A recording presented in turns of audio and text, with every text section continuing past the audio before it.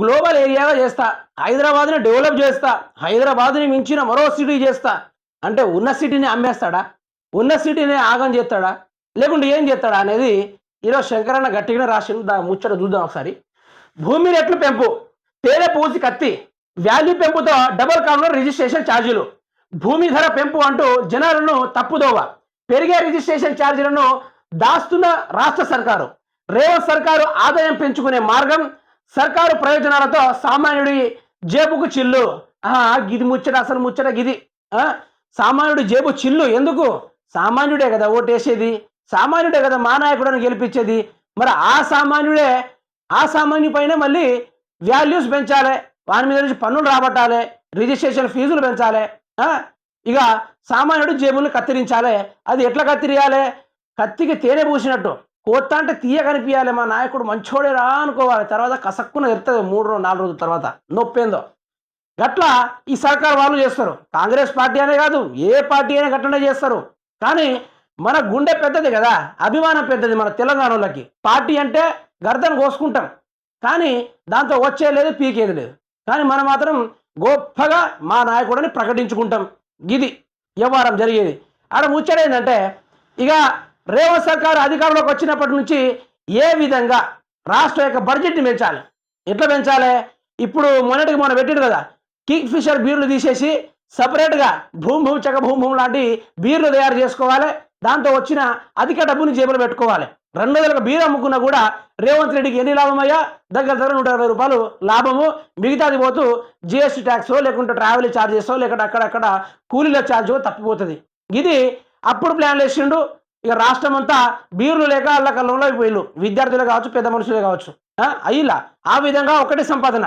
రెండోది దేని మీద వచ్చిందంటే, ఇప్పుడు చాలా వరకు సామాన్యులు ఏం చేస్తారు? ఒక సామాన్యుడు ల్యాండ్ కొనుక్కొని దాన్ని ఫస్ట్ రిజిస్ట్రేషన్ చేసుకొని బ్యాంకులో పోయి రుణాలు తీసుకురావడో, లేకుంటే హౌస్ లోనో ఏదో ఒకటి తీసుకొచ్చి ఇల్లు కట్టుకోవడానికి ప్రయత్నం చేస్తాడు. దీనిపైన కంట దృష్టి పడింది రేవంత్ రెడ్డికి. సామాన్యుడు ఇలా భూమి కొనుక్కుంటాడు, రిజిస్ట్రేషన్ చేయించుకుంటాడు, కాబట్టి మనం ఆడ 20,000 ఉందనుకో, దానికి ఆడ 40,000 పెట్టేయండి, మనకు ఆదాయం ఎక్కువ రావాలని ఇక సామాన్యుడు జేబులు కొట్టడానికి అయితే రేవంత్ రెడ్డి పన్నాగా పనుకున్నాడు. మరి ఆ పైసలు ఏం చేస్తాడా అంటే, ఇటు రాష్ట్ర బడ్జెట్కి నింపుతాడా అంటే నింపాడు. మీరు ఎట్టి పరిస్థితిలో నింపుతాడు అనుకోవద్దు. ఆ మిగిలిన బడ్జెట్లో రేవంత్ రెడ్డి చల్లగా జేబులో నూకేసుకుంటాడు. మన జేబులకు చిల్లు పెట్టి ఆయన జేబులు బందోబస్తుగా నింపుకుంటాడు. ఇది అసలు వాస్తవం. ఇది ప్రజలకు అర్థం కావాలి. రిజిస్ట్రేషన్ వెనకాల గిన్ని కుట్ర కుతంత్రాలు దాగున్నాయి. ఇక మన నాయకుడు మన గొంతే కోసిండు. ఎట్లాంటి కత్తి రుద్దిండు? తేనె పూసిన కత్తి రుద్ది పీకలకు వచ్చినట్టయింది వివరాలు. గీమొచ్చలు చూసుకుంటే, భూమిల విలువ పెంచుతామంటూ రేవంత్ సర్కారు తెగ ప్రచారం చేసుకుంటుంది. ఇది కూడా ఓ గ్యారంటీ లాంటి ప్రకటనే అన్న విషయం ఈ వార్త పూర్తిగా చదివాక అర్థమవుతుంది. భూముల రేట్లు సామాన్యుడికి లాభమే కదా అనుకుంటున్నారా? అక్కడే మీరు పప్పులో కాలేసినట్టుగా అర్థమైపోతుంది. ఇదంతా రేవంత్ ప్రభుత్వం ప్రజల నెత్తిన పన్నుల భారం మోపే వ్యవహారం. రిజిస్ట్రేషన్ ఛార్జీలు పెంపితే ప్రజలు నుంచి వ్యతిరేకత వస్తుంది. కాబట్టి భూముల మార్కెట్ వాల్యూని పెంచితే ఆటోమేటిక్గా రిజిస్ట్రేషన్ ఛార్జీలు గతంలో కంటే ఎక్కువ అవుతాయి. అందుకని జనానికి భూముల విలువ పెంపుతున్నామని చెబుతూ రిజిస్ట్రేషన్ ఛార్జీలు పెంచేసే పనిలో ఉంది రేవంత్ సర్కారు. ఇప్పుడు అర్థమైంది కదా రైతులకు, అందరికి అర్థమైంది కదా. ఒకటి చెప్పండి, భూమి వాల్యూ పెరగాలంటే ఎట్లా పెరుగుతుంది?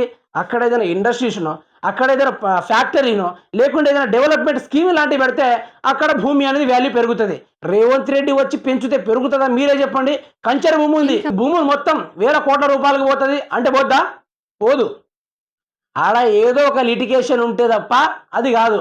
ఇక్కడ భూముల రేట్లు పెంపుడు అంటే ఏదో కాదు. రిజిస్ట్రేషన్ల కాడ ఫీజులు పెంపాలి, సామాన్యుడి జేబులు కొట్టాలి, మనలాంటి వాళ్ళు పీకలు కోసేసి పడేయాలి. ఇది రెడ్ల తీరు, దొరల తీరు, సామాన్యుడి పైన జులుం చేసే తీరు. ఇది ఒక్కసారి ప్రజలకు అర్థం కావాలి. దయచేసి ఇప్పటికైనా రేవంత్ రెడ్డి చేస్తున్న భాగవతాలను గుర్తించండి. భూముల రేట్లు పెంచుతున్నాం, అభివృద్ధి చేస్తున్నాం అని చెప్పేసి అభివృద్ధి చేయాల్సింది భూముల పైన కాదు రేవంత్ రెడ్డి గారు. అభివృద్ధి చేయాల్సింది హైదరాబాద్ మీద కాదు, అభివృద్ధి చేయాల్సింది ఆ 7 నగరంలో ఉన్న అడవులలో నివసిస్తున్న గిరిజన గూడెల పైన అభివృద్ధి చేయండి. అభివృద్ధి చేయాల్సింది జియో 46ని రద్దు చేసి చాలా మంది పేద విద్యార్థులకు నౌకర్లు ఇచ్చేలా చేయండి. అభివృద్ధి చేయాల్సింది ఇప్పటిదాకా డబుల్ బెడ్రూమ్లు అందరినీ, కొన్ని కుటుంబాలు ఉన్నాయి అలాంటి వారికి డబుల్ బెడ్రూమ్లు ఇచ్చే ప్రయత్నాలు చేయండి.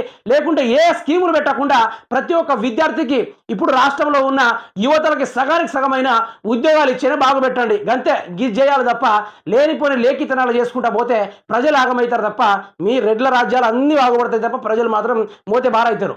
ఇది మాత్రం పక్క. దయచేసి తెలంగాణ రాష్ట్ర ప్రజలు ఇకనైనా రేవంత్ రెడ్డి తోటి ఈ విధంగా రాతలు ఈ పేపర్లో వస్తే V6లో ఏ విధంగా వచ్చిందంటే మొత్తం భూముల నుంచి పాలతెరలు వస్తున్నాయి కాబట్టి భూములన్నీ రేట్లు ఎక్కేసినాయి, భూముల నుంచి రాత్రి రాత్రి శివలింగాలు వెళ్ళాయి కాబట్టి అక్కడ డిమాండ్ పెరిగింది అన్నట్టుగా చెత్త రాతలు V6 కూడా రాస్తాడు. దయచేసి అలాంటి రాతలు నమ్మకండి. ఇప్పుడు రేవంత్ రెడ్డి 10 మీడియాలతో కలిసి ముందుకు వస్తున్నాడు. ముందుగా అర్థం చేసుకోవాలి, రేవంత్ రెడ్డి 10 కాలం మీడియాలతోటి ముందుకు వస్తున్నాడు. ఆ తెర వెనకాల పెద్ద గోతిని తవ్వుకుంటా వస్తున్నాడు. అనవసరంగా ప్రజలు నమ్మి గోతిలో పడకూడదని మనస్ఫూర్తిగా కోరుకుంటున్నాను.